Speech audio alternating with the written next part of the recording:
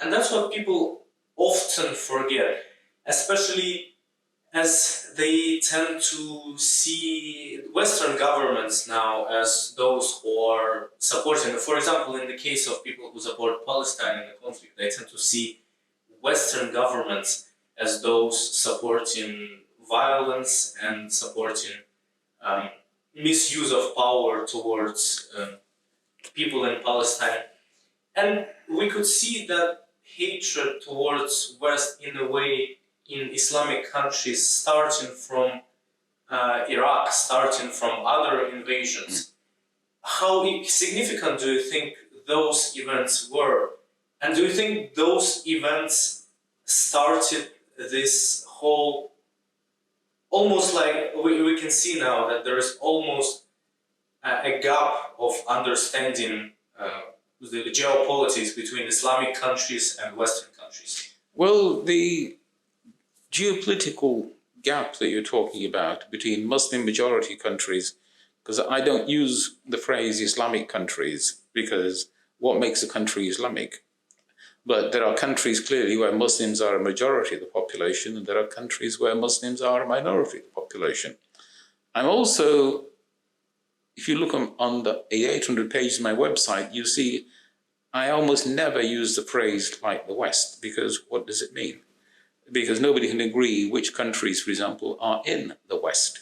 And you get totally variable definitions. For example, I read Huntington's book, The Clash of Civilizations, and he draws all kinds of distinctions between the Latin American civilization and European and North American civilization.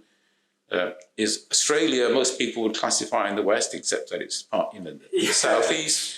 The question of it is, are Japan and South Korea in the West, or are they not in the West? I just don't use, I avoid phrases like that because they reduce understanding rather than helping understanding.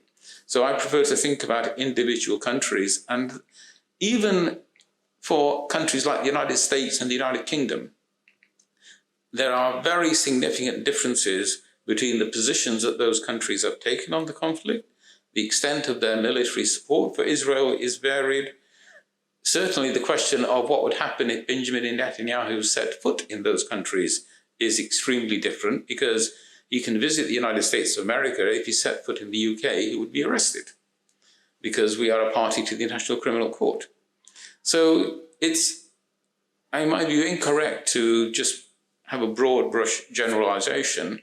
And the position that individual countries take towards the conflict is conditioned both by their internal politics. So, for example, the United States, Christian Zionism is a really important political factor, as well as, obviously, the United States has a significant Jewish community, but there's also much more powerful in terms of numbers are Christian Zionists. And similarly, Germany's policy on Israel and Palestine is heavily conditioned by the memory of the Holocaust and the historical guilt that Germany still feels. So I think it's wrong to generalize about Western countries. Okay, so then let me rephrase my question. As you wouldn't like to use the term Islamic countries, how do you think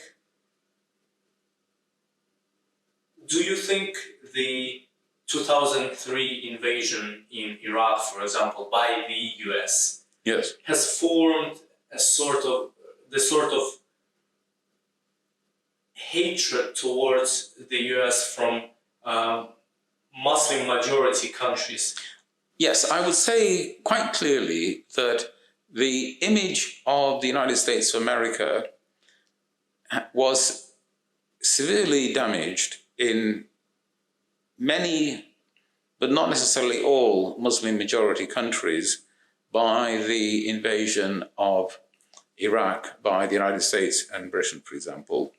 But even there, it's never universal. If you think of Kuwaitis, Kuwait had the experience of being invaded by Iraq in 1990 and being liberated in the first Gulf War.